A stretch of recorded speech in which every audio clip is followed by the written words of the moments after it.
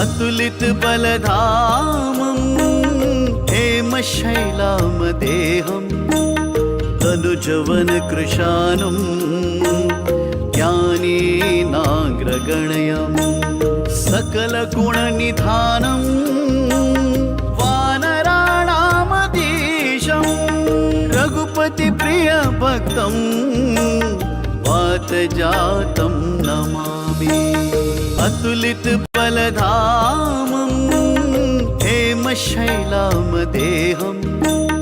तनुजवन कृशानं ज्ञानीनाग्रगण्यं सकलगुणनिधानं वानराणामधीशं रघुपतिप्रियभक्तं वातजातं Namami.